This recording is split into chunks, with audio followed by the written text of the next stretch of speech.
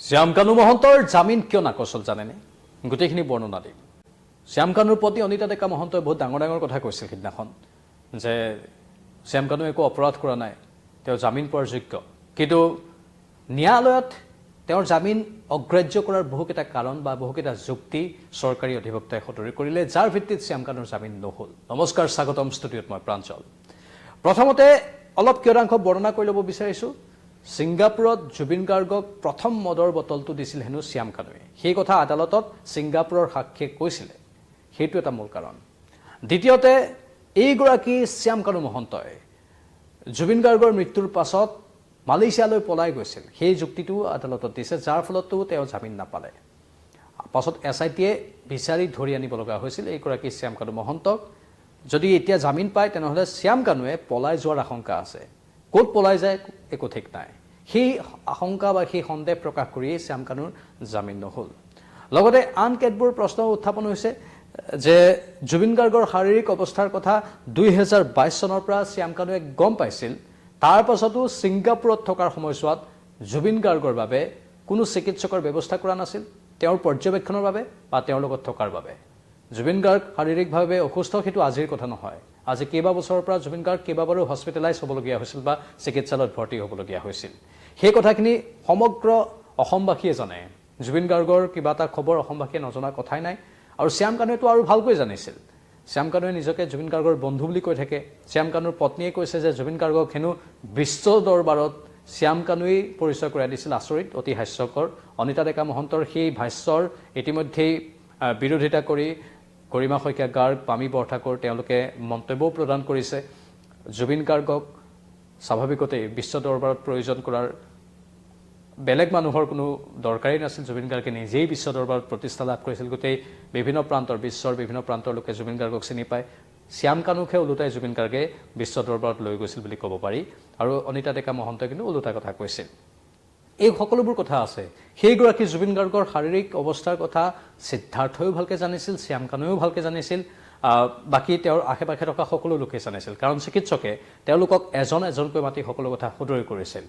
চিকিৎসকৰ ভাষ্য অনুসৰিয়ে সেইখিনি কথা কোৱা হৈছিল যে চিকিৎসকে কৈছিলে যে আমিতো তেওঁৰ পৰিয়ালৰ লোকৰ লগতে তেওঁৰ বন্ধু মহলকো কৈ থৈছিলোঁ যে জুবিন গাৰ্গক জিৰণিৰ প্ৰয়োজন, বৰ বেছি ষ্ট্ৰেছত থকাৰ কোনো প্ৰয়োজন নাই আৰু ষ্ট্ৰেছত থাকিব দিব নালাগে। জুবিন গাৰ্গে যিমান পাৰে সিমান শান্তিত থাকিব পাব লাগে আৰু নিজৰ মুক্ত মনেৰে থাকিব পাব লাগে।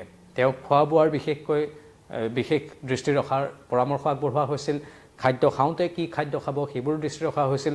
সুৰা যিমান পাৰে সিমান কমকৈ তেওঁক কৰিবলৈ দিয়া হৈছিল বা তেওঁক নাখাবলৈ কোৱা হৈছিল। তাৰ পাছতো শ্যাম কানুৱে প্ৰথমে সুৰাৰ বটলটো জুবিন গাৰ্গক দিছিল নিজৰ স্বাৰ্থৰ বাবে, নিজৰ ক্ষুদ্ৰ স্বাৰ্থৰ বাবে। আমাৰ অসমৰ সম্পদক জলাঞ্জলি দিছিল, বিপদৰ মাজলৈ ঠেলি দিছিল বা মৃত্যুৰ গৰাহলৈ ঠেলি দিছিল। পৰোক্ষভাৱে বা প্ৰত্যক্ষভাৱে এই সমগ্ৰ ঘটনাক্ৰমত পৰিকল্পনাৰ সেয়েহে গোন্ধ পাইছে অসমবাসীয়ে। বাৰে বাৰে সেই কথাটো কৈ আছে। আনকি জুবিন গাৰ্গৰ লগত একেলগে থকা তেওঁৰ বাদ্যযন্ত্ৰী বা আন একাংশ শিল্পী কলা কুশলীয়েও এই মন্তব্যটোৱে প্ৰকাশ কৰি আছে যে সিদ্ধাৰ্থ, শ্যাম কানুহঁতে সকলো জানি বুজি কৰিলে। সিদ্ধাৰ্থে স্পষ্ট ৰূপত সিদ্ধাৰ্থৰ বিৰুদ্ধেও অভিযোগবোৰ উত্থাপন হৈছে আৰু সিদ্ধাৰ্থৰ বিৰুদ্ধে আদালতত বহু তথ্য প্ৰমাণ ইতিমধ্যে দাখিল কৰা হৈছে। ফাষ্ট ট্ৰেক কোৰ্টত সিদ্ধাৰ্থই কেনেধৰণে জুবিন গাৰ্গৰ সম্পত্তিবোৰ নিজৰ পকেটত সোমাইছিল বা টকাবোৰ নিজৰ পকেটত সোমাইছিল, কেনেকৈ 6টাকৈ বেংক একাউণ্টত সিদ্ধাৰ্থ শৰ্মা বোলাটোৱে সেই ধনবোৰ সোমোৱাইছিল, সেয়া কালি আমি সম্প্ৰচাৰ কৰিছোঁ। সেইখিনি আদালতৰ মজিয়াত কোৱা কথা। আদালতত স্পষ্ট ৰূপত ওলাই পৰিছিল যে সিদ্ধাৰ্থৰ বেংক একাউণ্টত কোটি কোটি টকা আছে, কিন্তু সেই টকাবোৰৰ উৎস সিদ্ধাৰ্থই আদালতত বা সিদ্ধাৰ্থৰ অধিবক্তাই আদালতত দাখিল কৰিব পৰা নাছিল যে টকাবোৰ ক'ৰ পৰা আহিছিল। মানে সেইবোৰ জুবিন গাৰ্গৰ পৰাই লুটি পুটি খোৱা টকা আছিল আৰু সেই টকাবোৰ মাকৰ নামত একাউণ্টত থৈছিল, ভায়েকৰ নামত একাউণ্টত থৈছিল। ইফালে ভায়েক আকৌ বৰ্তমান পঢ়িয়ে আছে। মাকৰ নামত থৈছিল, মাকৰ কোনো ইনকাম চ'ৰ্চেই নাই। সিদ্ধাৰ্থৰ অন্য কোনো ইনকাম চ'ৰ্চ দেখুৱাব পৰা নাই। সেয়া দিয়েই এই বটলিং প্লাণ্ট খুলিছিল, ফ্লেট ক্ৰয় কৰিছিল সিদ্ধাৰ্থই। সেইখিনি কালি ইতিমধ্যে ফাদিল হৈছে। সেয়েহে সিদ্ধাৰ্থইও যে জামিন পাব তাত সন্দেহ আছে, সিদ্ধাৰ্থইও জামিন নাপায়। ঠিক একেধৰণে শ্যাম কানুৱেও আমাৰ প্ৰাণৰ শিল্পীগৰাকীক অতি বেয়াকৈ ব্যৱহাৰ কৰিছিল। চৰকাৰী অধিবক্তা জিয়াউল কামাৰে এই তথ্যখিনি আজি সদৰি কৰিছে কি কাৰণত শ্যাম কানুৱে জামিন নাপালে। পুনৰ কৈছোঁ, সেই পইণ্টকেইটা মন কৰিব। এইগৰাকী শ্যাম কানু মহন্ত ধোৱা তুলসীৰ পাত সজাবলৈ তেওঁ নিজকে চেষ্টা কৰি থাকে বিভিন্ন সময়ত, তেওঁৰ পত্নীও এতিয়া চেষ্টা কৰি আছে। কিন্তু আদালতৰ মজিয়াত বহুকেইটা বিস্ফোৰক তথ্য উন্মোচন হৈছে। ছিংগাপুৰত জুবিন গাৰ্গক প্ৰথম মদৰ বটল এইগৰাকী শ্যাম কানু মহন্তই দিছিল সেইটো আদালতৰ মজিয়াত ছিংগাপুৰৰ সাক্ষীয়ে প্ৰমাণ দিছিল ইফালে জুবিন গাৰ্গৰ শাৰীৰিক অৱস্থাৰ কথা 2022 চনৰ পৰা শ্যাম কানুৱে গম পায়ো মেডিকেল এছিষ্টেণ্ট ছিংগাপুৰত দিয়া নাছিল জুবিন গাৰ্গৰ মৃত্যুৰ পাছত শ্যাম কানুৱে পলায়ন কৰিছিল মালয়েছিয়ালৈ পৰৱৰ্তী সময়ত নটিচ জাৰি কৰাৰ পাছতো শ্যাম কানু অহা নাছিল এছআইটিৰ ওচৰলৈ আৰক্ষীয়ে ধৰি আনিব লগা হৈছিল এইগৰাকী শ্যাম কানুক শ্যাম কানুৱে জামিন পালে সেয়েহে পুনৰ পলাই যোৱাৰ আশংকা আছে ক'ত পলাই যাব হয়তো কোনো ধৰিব নোৱাৰিব বিদেশৰ কোনোবা এটা কোণত গৈ লুকাই থাকিব পাৰে কাৰণ টকা পইচা আছে যেহেতু কৰবাত নহয় কৰবা বেলেগ সোৰ্চতো টকা পইচা থাকে ৰাখিব পাৰে সেই সন্দেহ কৰা হৈছে আৰু যাৰ বাবে বিশেষ ফাষ্ট ট্ৰেক আদালতে জামিন আবেদন নাকচ কৰিছে শ্যাম কানুৰ জামিন আবেদন নাকচ কৰাৰ মূল কাৰণ এইকেইটাই আৰু এইকেইটা বিষয় কি প্ৰমাণ কৰে এইকেইটা বিষয় প্ৰমাণ কৰে শ্যাম কানুৰ আসল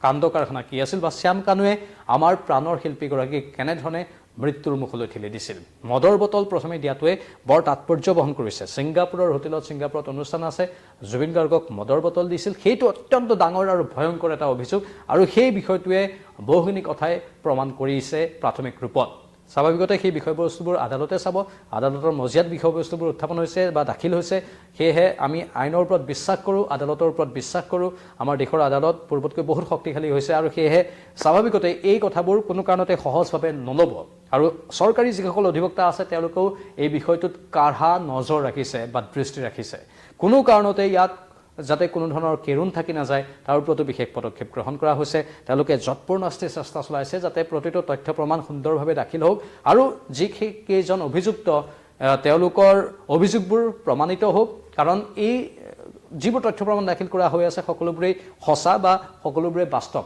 এটাতো ইয়াত এটা পইণ্টত বা এটা বিন্দুটো কোনো ধৰণৰ খেলিমেলি সন্মুখলৈ অহা নাই মানে ই স্পষ্ট ৰূপত প্ৰমাণ কৰে অসমবাসীয়ে যি সন্দেহ কৰি আছে আশংকা কৰি আছে বা জুবিন গাৰ্গৰ আত্মীয় বা কলাকৌশলীসকলে তেওঁৰ লগত কাম কৰা কলাকৌশলীসকলে যি সন্দেহ প্ৰকাশ কৰি আছে সেইবোৰে যেন সত্য আদালতৰ মজিয়াত এই কথাবোৰ উন্মোচন হোৱাৰ পাছতেই পুনৰবাৰ আকৌ সেই পুৰণি কথাখিনি জাগ্ৰত হৈ পৰিছে যিখিনি কথা জুবিন গাৰ্গৰ মৃত্যুৰ পাছত সকলোৱে কৈ আছিল জুবিন গাৰ্গৰ মৃত্যুৰ পাছত তেওঁলোকক পোনপটীয়াকৈ দোষাৰোপ কৰা হৈছিল সেই দোষাৰোপ কৰা বিষয়টো যে মিছা নাছিল সেইটোকে যেন আকৌ এবাৰ জল পটকৈ তুলি ধৰিছে আৰু এইগৰাকী শ্যাম কানুৰ এনেধৰণৰ অকৰ্মণ্য কিছু নীতি বা ভয়ংকৰ পৰিকল্পনা যাৰ ফলতে আমাৰ প্ৰাণৰ শিল্পীগৰাকী আমাৰ মাজৰ পৰা হেৰাই গ'ল জুবিন গাৰ্গ অত্যন্ত সহজ সৰল আনকি তেওঁৰ লগত থকা কলাকৌশলীসকলে সদৰি কৰিছে যে জুবিন গাৰ্গে টকাও গণিব নাজানে জুবিন গাৰ্গ সৰু ল'ৰাৰ নিচিনা আছিল টকাৰ ক্ষেত্ৰত বা আনকি বহু ক্ষেত্ৰত মৰম আকলোৱা এগৰাকী ব্যক্তি আছিল কাৰণ তেওঁৰ অন্তৰখন চাফা আছিল অন্তৰখন চাফা কাৰণেই তেওঁ সেই বিশ্বাসটো মানুহক দিছিল বা তেনেধৰণে মানুহক চাইছিল তেওঁ নিজে যেনেকুৱা আনকো তেনেকুৱা বুলিয়ে ভাবিছিল সকলোকে বিশ্বাস কৰি লৈছিল সহজে কাৰণ তেওঁ মনত সেই সৰু ল'ৰা বা তেনেধৰণৰ এটা স্বভাৱ আছিল তেওঁ এই কৃত্ৰিমতা এনেধৰণৰ আৰ্টিফিচিয়েল মানুহ বুজি পোৱা নাছিল বা চিনি পোৱা নাছিল তেওঁ ভাবিছিল যে ময়ো ভাল অন্তৰখন মোৰ ভাল আন মানুহো ভাল ঠিক তেনেধৰণে ভাবি লৈছিল আৰু সকলোকে বিশ্বাস কৰি লৈছিল কিন্তু সেই বিশ্বাসক এওঁলোকে ৰামঠগন দিলে সেই বিশ্বাসক এওঁলোকে ভৰিৰে মোহাৰিলে গছকি শেষ কৰিলে আৰু প্ৰাণৰ শিল্পীগৰাকীৰ প্ৰাণ কাঢ়ি লৈ গ'ল যিগৰাকী ব্যক্তিয়ে মানুহক সহায় কৰি ভাল পাইছিল তেওঁ সহজ সৰলতাৰ সুযোগ লৈ বহুতে তেওঁৰ কাষত নাটক কৰিও গৈছিল টকা বিচাৰি তেনেধৰণৰ বহু উদাহৰণ আছে কিন্তু সেইগৰাকী ব্যক্তিয়ে নাভাবিছিল কোনো কথা মানুহক সহায় কৰিছোঁ মানে কৰিছোঁ তেওঁৰ কিবা বিপদ হ'ব বা নহওক মই মুঠতে তেওঁ সহায় কৰিব লাগে কৰিছিলোঁ তেওঁৰ মনটো ইমান বহল আছিল সেই বহল মনৰ মানুহজনৰ পৰা টকা লুটিলে টকা লুটাতেই ক্ষান্ত নাথাকি মৃত্যুৰ মুখলৈ ঠেলি দিলে ইয়াক কেতিয়াও সহজভাৱে ল'ব নোৱাৰি আৰু এতিয়া আদালতৰ মজিয়াত এই কথাবোৰ এটা এটাকৈ প্ৰমাণ হৈ আহিছে বহুতে এনেধৰণে কৈছে যে ঐশ্বৰিক শাস্তি ইতিমধ্যে এওঁলোকে পাইছে বা আগন্তুক দিনতো পাব ঐশ্বৰিক শাস্তি এওঁলোকে পাব বা পাইছে আৰু সেয়েহে ঐশ্বৰিক শাস্তিৰ পৰা এওঁলোকক কোনেও ৰেহাই দিব নোৱাৰে এতিয়া আমি আশা কৰিছোঁ আমাৰ ন্যায় ব্যৱস্থাৰ শাস্তিও এওঁলোকে পাব সেইটো অসমবাসীৰ কথা বিভিন্নজনৰ বক্তব্য স্বাভাৱিকতে এওঁলোকৰ পক্ষ থকা অধিবক্তাই বিভিন্ন স্পষ্টীকৰণ দিবলৈ চেষ্টা কৰি আছে কিন্তু তেওঁলোকৰ স্পষ্টীকৰণ বা তেওঁলোকৰ যিবোৰ তথ্য পাতি তেওঁলোকৰ যিবোৰ প্ৰমাণ সেইবোৰো এটা এটাকৈ নাকচ হৈ আছে কাৰণ সেইবোৰ বিশ্বাসৰ ওপৰত আধাৰিত নহয় বা সত্যৰ ওপৰত আধাৰিত নহয় সেইবোৰ সত্যৰ ওপৰত আধাৰিত নোহোৱাৰ বাবেই আদালতে পুংখানুপুংখ ৰূপত বিশ্লেষণ কৰাৰ পাছত সেইবোৰতেই ভুল ধৰা পৰিছে আৰু এইসকল অভিযুক্তৰ অধিবক্তাৰ প্ৰতিটো কথা এতিয়া মিছা প্ৰমাণিত হৈছে বা প্ৰতিটো তথ্য প্ৰমাণেই মিছা প্ৰমাণিত হৈছে ইয়ে কয় কৰবাত ভগৱানেও বা ঈশ্বৰেও যেন বিচাৰিছে এই সমগ্ৰ ব্যৱস্থাটোৰ ন্যায় হোক আৰু উচিত ন্যায় হোক এই ক্ষেত্ৰত আপোনালোকৰ মতামত কি কমেণ্ট বক্সত কমেণ্ট কৰি জনাব পৰৱৰ্তী সময়ত আৰু অধিক তথ্য যদি সম্ভৱ হয় আমি আনিবলৈ চেষ্টা কৰিম চাই থাকক